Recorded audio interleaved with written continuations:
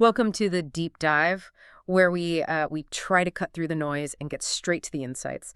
Imagine a financial system, well, where a nation's wealth isn't just declared by some authority somewhere, but it's actually, verifiably displayed for its citizens, for the whole world, on a public ledger you can't change. Yeah, that's not just a technical thing. It's a fundamental shift. Right. Towards something like auditable sovereignty. Yeah. It really forces us to rethink how trust and accountability work in national finance. Exactly. And it's not theory. No, it's happening right now. You've got this small nation really challenging, well, centuries of thinking about state reserves. It's bold, it's totally unprecedented, and the ripples. They could fundamentally change global financial transparency for decades. Okay, let's unpack this. Today, we're diving headfirst into El Salvador's groundbreaking Bitcoin strategy. Specifically, we're going to explore their recent decision, a really significant one, to move all their national Bitcoin reserves. And that's the key part, isn't it? Not just acquiring Bitcoin, but how they're managing it. Exactly. It's a sovereign state rethinking its treasury management for the 21st century. It's a huge moment. For digital assets, sure, but also for sovereign nations everywhere. A real-world experiment playing out right in front of us. And that's really our mission with this deep dive. We want to illuminate the why. Why is El Salvador doing this? We need to dissect the motivations.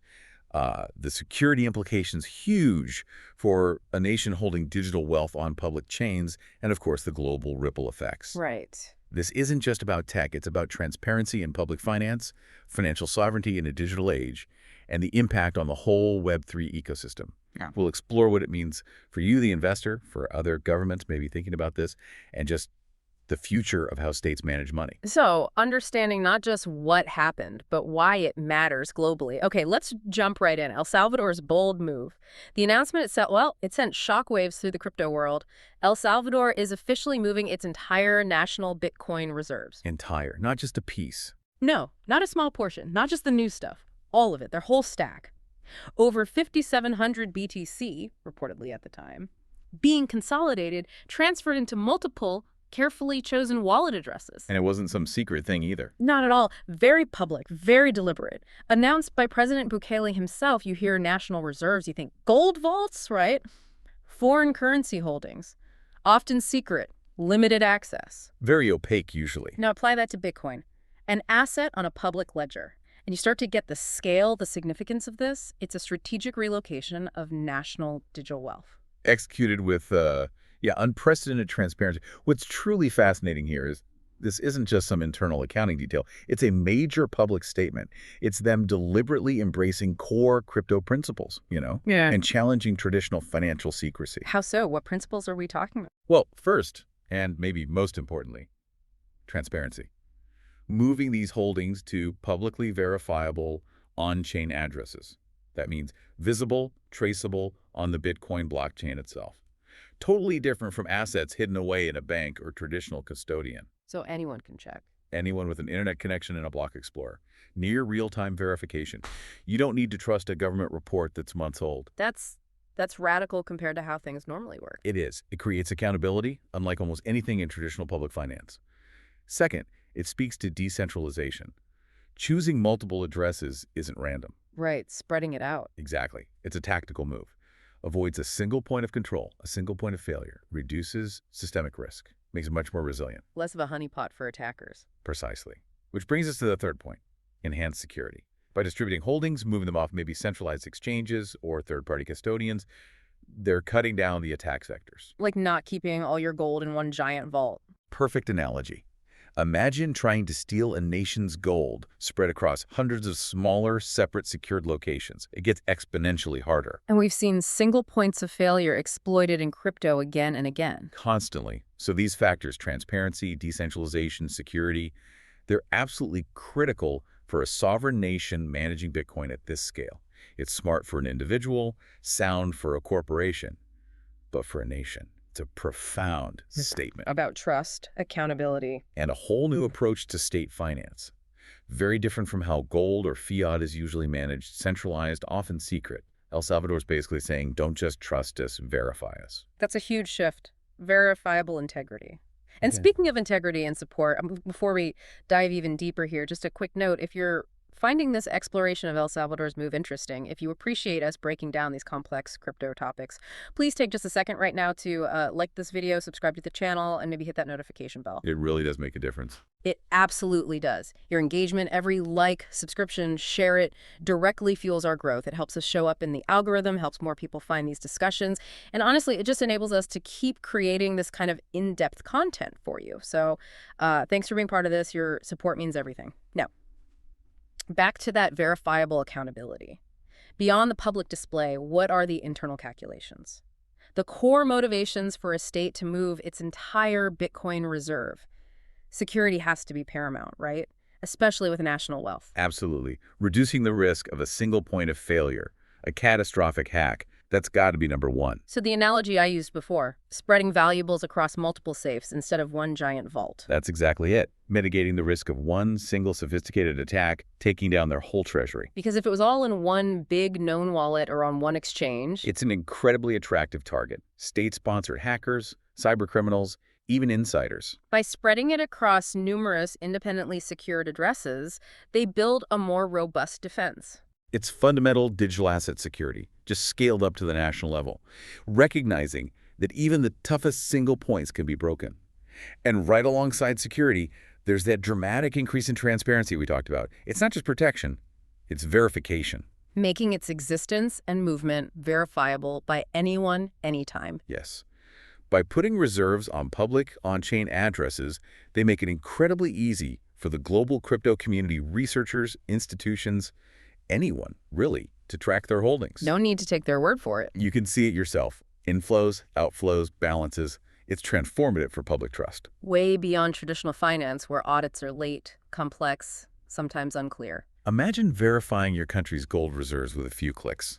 Seeing every movement, that's the direction this points. Fostering trust internally, but also externally, right? Signaling their commitment is real, auditable. Exactly. It puts verification in the hands of the public. A significant shift in the government-citizen financial relationship. That's a fascinating point. But, okay, playing devil's advocate here, does this level of transparency create vulnerabilities? Does putting it all out there reveal too much to, say, geopolitical rivals or market speculators? Isn't that a risk? That's a really critical question. It's always a balance, isn't it? For anyone holding significant assets on-chain, yes, transparency inherently reveals information that traditional treasuries guard closely. Rivals could track holdings, infer economic health, maybe gauge commitment during market dips. And speculators will definitely use the data. Absolutely. We'll get more into that. They'll try to predict moves, which could cause short-term volatility. But El Salvador seems to be making a strategic calculation here. What's the bet? That the upsides of verifiable transparency, the trust, the signal to others, cutting internal corruption risk, demonstrating sovereignty, outweigh those potential downsides. They're leaning into the blockchain ethos. Public visibility is a feature, not a bug. Trusting Bitcoin's distributed security to protect against the info being, well, weaponized. It's a calculated risk, then. Redefining the risk profile of state assets. That's a good way to put it. Okay, beyond security and transparency, there's this element of strategic flexibility, too. Multiple wallets aren't just for safety. They allow for more sophisticated management, right? Like an investment fund. Precisely. Think about how a nation manages diverse investments. They don't lump all foreign currency in one account or all gold in one pile. So diversified Bitcoin addresses allow for, what, more granular control? Exactly. Granular, sophisticated management. They could designate, say, a national Bitcoin endowment address for long-term hodling, maybe secured with complex multi-sig requiring several independent sign-offs. Making it almost untouchable, signaling long-term commitment. Right. Then maybe a separate liquidity management fund address for more active use, specific projects, international trade, managing currency fluctuations. Different security, maybe different rules for access. Could be. Time lock features for infrastructure projects even. Imagine funding volcano bonds for geothermal energy, with proceeds going to a public address where everyone tracks spending on renewables. Wow, that level of specific, verifiable tracking is new. It opens up entirely new possibilities for treasury management, far beyond just buy and hold. It's dynamic, sophisticated digital asset management on a sovereign scale. categorizing, securing, signaling purpose for different parts of their national Bitcoin wealth, marrying blockchain transparency with strategic planning. Which brings us neatly to the impact on global crypto perception. El Salvador keeps positioning itself as the world's Bitcoin laboratory. They really lean into that, don't they? They do. And this latest move, so transparent, it just reinforces that commitment, that experimental spirit. They aren't just adopters, they're pioneers, actively showing the potential and the challenges of a Bitcoin standard, a blockchain-native treasury in a real national economy. It becomes a live case study. It's exactly a tangible, real-time case study for other nations to watch and learn from. It's one thing to read papers, another to see a country navigate all reserves, infrastructure, consequences. Providing invaluable data, lessons learned, successes, and maybe missteps too. For sure. They're running the biggest pilot program for national Bitcoin adoption and blockchain treasury management. The world is watching closely. So that laboratory role isn't just talk, it's influencing global financial discussion. Definitely. Forcing everyone, IMF, and central banks, to engage with sovereign Bitcoin adoption as a reality, not an abstract idea.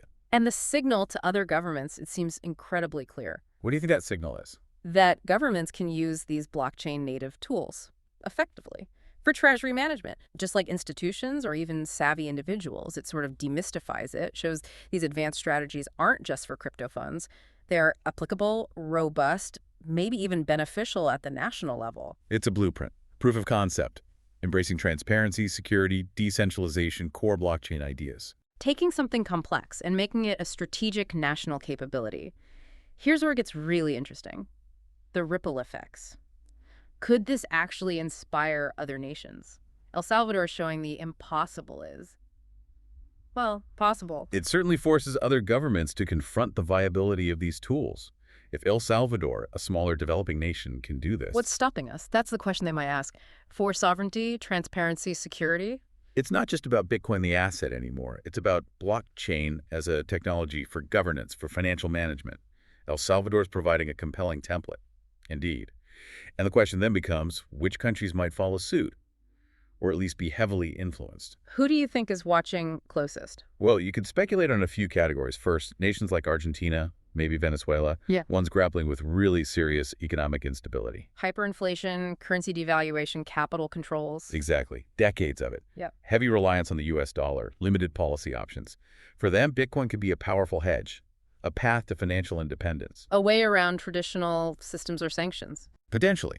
Its decentralized nature, fixed supply. Very attractive when faith in your own currency or even the global reserve currency is low. It's almost a lifeline. Okay, who else? Then you have maybe the BRICS countries or other emerging economies looking seriously at de-dollarization. Moving away from dominant fiat currencies, systems they see as unfair or unstable. Right. Seeking diversification, less geopolitical leverage from others, Bitcoin could offer an independent, politically neutral reserve asset. Have bodies like the IMF commented on this? They have.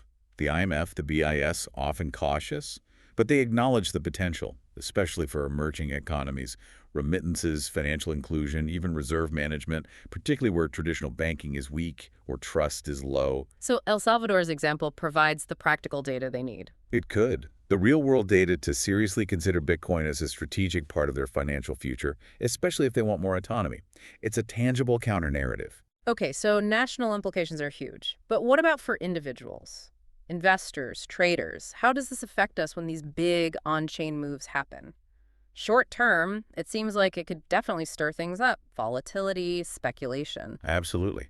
On-chain watchers, the analysts tracking large Bitcoin movements, they might see transfers from known national wallets and immediately think, selling. Even if it's just moving for security. Right. That perception can spook the market, cause rapid short-term price swings. Traders react to perceived intent, often before anything actually happens. We've seen that before, right? Like with Mt. Gox. A classic example. The anticipation of Mt. Gox BTC hitting the market caused anxiety for years.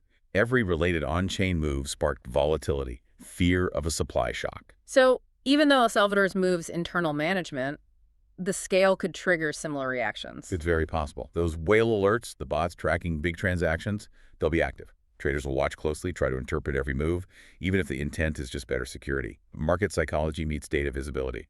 Okay, that's the short-term churn. What about the bigger picture, the long-term impact? Longer term, I think this significantly reinforces the narrative. Bitcoin as a legitimate sovereign reserve asset. That's a big claim, elevating it beyond just a tech asset or investment. Exactly. Putting it in the same conversation as gold, national currencies, traditional state wealth components, Yeah. sovereign adoption, even by a smaller nation, adds undeniable institutional validation.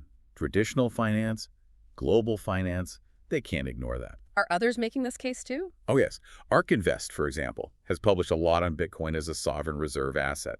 They highlight its scarcity, that hard cap of 21 million. Its resistance to inflation. Censorship resistance too, right? Financial independence? Yes, and global liquidity network effects. El Salvador isn't just talking about these qualities or implementing them. This real-world use case lends huge credibility to Bitcoin's long-term utility as a robust, independent store of value for governments. Setting a precedent that others will study carefully in central banks, finance ministries. Everywhere, it's a major development. And this leads to an institutional lesson, doesn't it? Transparency becoming the standard. It really feels like it could. El Salvador's approach public on-chain moves, multiple addresses, it sets a precedent. Suggests transparency, traceability might become the expected norm for governments, for corporations managing digital assets. Moving beyond just saying you have it, to actually proving it auditably. We've seen hints of this elsewhere, haven't we? Definitely. Think about Tesla's Bitcoin Treasury announcement. On-chain analysts track their public wallets, allowing market speculation on their corporate moves with unprecedented visibility. Or MicroStrategy. Michael Saylor has been incredibly transparent about their holdings, their strategy. And arguably, that clear, verifiable communication built a lot of trust with investors. Even stablecoins like Tether, USDT, they move billions across chains, manage liquidity, security, and provide public attestations. Right, their on-chain activity, while complex, shows institutional-level treasury practices aiming for some visibility and reporting to maintain trust. So what does this mean for other players? Big corporations, financial institutions. It means the expectation for clear, verifiable on-chain proof of reserves could just become the norm, especially as more traditional players enter the digital asset space. A fundamental shift towards auditable finance. Very powerful, pushing everyone to demonstrate, not just declare. Which brings us to a really interesting Web3 ecosystem angle. A government using blockchain-native tools like multi-address treasury management. That sets a huge precedent. It legitimizes it, right, at the highest level. Exactly. It's not just the government using crypto. It's embracing and institutionalizing decentralized financial practices, recognizing the benefits of blockchain for managing public wealth transparently, securely. So it bridges the gap between traditional state finance, often opaque, centralized, trust us, and Web3, which is all about transparency, decentralization, verification. Precisely. It signals these experimental Web3 tools are robust enough, secure enough for national treasuries, not just startups or individuals. And that endorsement could accelerate mainstream adoption, push the whole ecosystem forward. I think so. It provides real-world feedback, validates the underlying tech in a very powerful way. And the domino effect within Web3 itself could be pretty significant. How do you see that playing out? Well, if a nation can manage its treasury like this, transparently, securely, imagine the influence on DAOs, decentralized autonomous organizations. They struggle with treasury management, right? Transparency, security, accountability to token holders. El Salvador's model could be a blueprint for them. Moving beyond simple multi-sigs to more sophisticated auditable systems, enhancing trust. Yeah, and corporate treasuries holding digital assets, stablecoin projects needing to prove reserves, they could adopt similar strategies. It's like a governmental stress test for these Web3 tools. If it's good enough for a nation's reserves. It puts pressure on the whole ecosystem to refine and standardize these practices, leading to better, more secure, more transparent digital asset management everywhere. Raising the bar for digital asset stewardship globally. Precisely.